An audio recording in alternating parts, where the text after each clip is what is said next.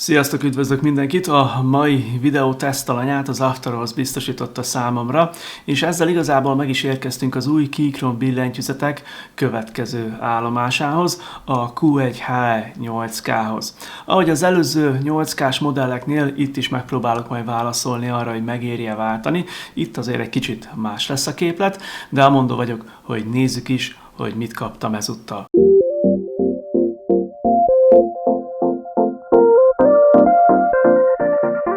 A csomagolás ezúttal is ismerős volt. Kívül a szokásos vékony fekete kartonborítás fogadott a billentyűzet fotójával, nevével, a magyar zászlóval és persze a 8K-s plecsnivel. A külső borítás levéve már a fekete kartondoboz várt rám a jól ismert Keychron logóval. A doboz kézbevéve annak tömegéből már sejteni lehetett, hogy itt bizony belül egy Q-szériás billentyűzet lapul.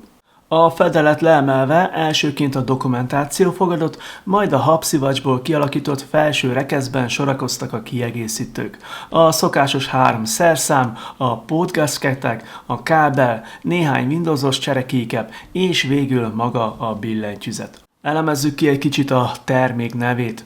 A Q1 esetében a szám arra utal, hogy egy 75%-os billentyűzettel fogunk ma megismerkedni. Ez azt jelenti, hogy a funkciósor még megmaradt, viszont a numpad már nem lesz elérhető. A billentyűzet így 327 mm hosszú, 145 mm széles, elő pedig keycapek nélkül 20,7 mm magas. A Q betű a Keychron kínálatába a prémium kategóriát jelöli, szóval nem véletlenül volt nehéz a doboz már kicsomagoláskor is.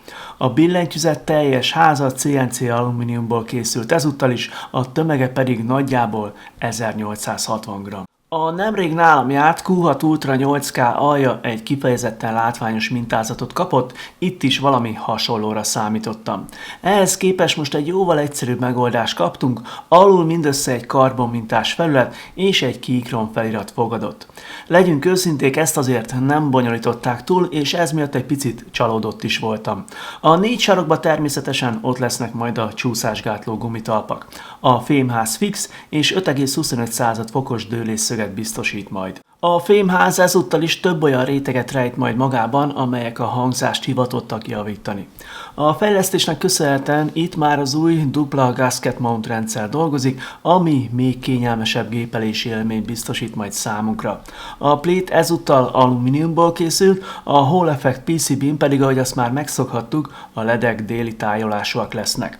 A stabilizátorok most is kicsavarozhatók, gyárilag megfelelő kenést kaptak, a Space billentyű hangja pedig szerintem kifejezetten jól sikerült. Ez a billentyűzet is a Keychron új Line kapcsolóival érkezett. Erre a lineáris kapcsolóra most nem vesztegetnék sok szót, mivel már több videómban is volt róluk szó. Összességében egy jól sikerült switchről van szó. Akit viszont érdekelnek a Keychron új kapcsolói, annak a leírásba beteszem a róluk készült videóm linkjét, ahol a Line mellett az új Silent és taktilis Keychron kapcsolókat is bemutattam, amik HE vonalon szerintem igazi különlegességek. Ami viszont nagyon fontos, és talán a legnagyobb újítás a Keychron Hall Effect 8K szériájánál, hogy ez az új PCB gyakorlatilag már minden Hall Effect kapcsolót támogat.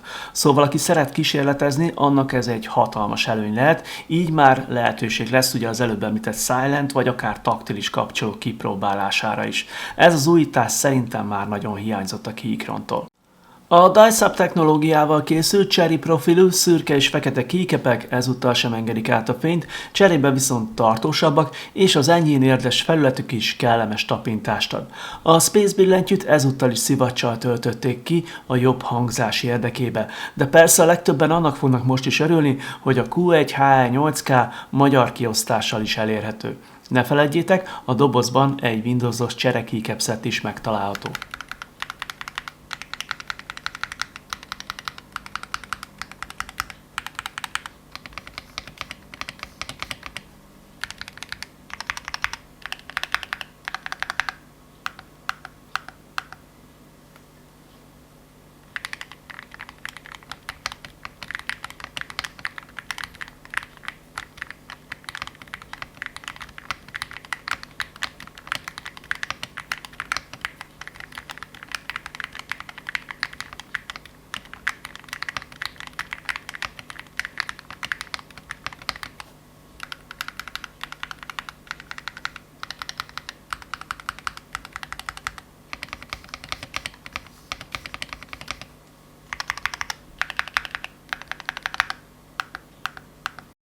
Úgy néz ki, a Keychron az utóbbi időben szeret kísérletezni, legalábbis ami a knobokat illeti.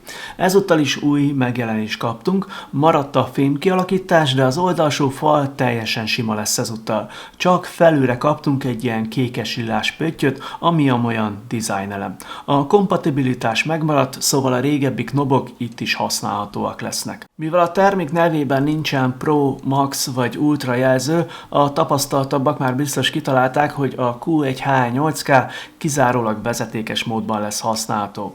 Ez egy fekete, szőtt, enyhén merev kábel jár, ami mindkét végén USB-C csatlakozót kapott. A csomagban pedig egy USB-A, USB-C átalakítót is találunk majd. Ezt a kábelt a billentyűzet bal oldalán hátul tudjuk majd csatlakoztatni. A csatlakozó mellett ott van a jól ismert Windows Macintosh váltógomb, valamint egy 3 állású profil váltógomb is. Ennek segítségével a korábban létrehozott profilok között tudunk majd váltani, például a munka és a játékmód között. Természetesen ez a funkció billentyűzet kombinációra is beállítható. A szoftveres támogatást ezúttal is a magyar nyelvet is ismerő Keychron Launcher webes applikáció biztosítja. Nálam az első lépés a firmware frissítés volt, ezt követően pedig néhány billentyűzet funkciót módosítottam. Ezután beállítottam az aktiválási pontokat munkára és játékra, végül pedig a világítást finomhangoltam. Aki szeretne, makrókat is létrehozhat, kalibrálhatja a kapcsolókat, átállíthatja a Rapid Trigger funkciót, és még rengeteg egyéb beállítás is elérhető ebben a szoftverben. A Keychron Q1H8K hozza a kötelezőt, a fémháznak remek hangzása van, a billentyűzet megjelenése pedig elegáns és letisztult. Gyanítom, hogy a cég ezt a 8K-t szánta olyan hívószónak, de szerintem sokkal fontosabb a háttérben meghúzódó új fejlesztés, ami miatt ez a billentyűzet most már minden ismert Hall Effect kapcsolót támogat majd. Ennek demonstrálására készítettem egy rövid bemutatót is.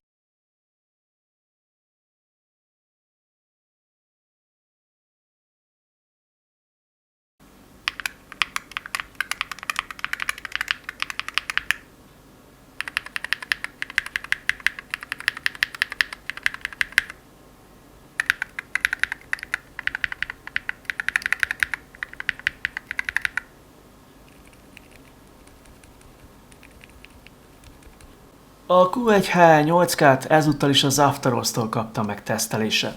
Köszönöm nekik a lehetőséget, nagyon jó volt egy hétig ezt a billentyűzetet használni napi szinten. Ha neked is megtetszett a mai tesztalany, akkor az Afteros weboldalán meg tudod ezt magadnak vásárolni.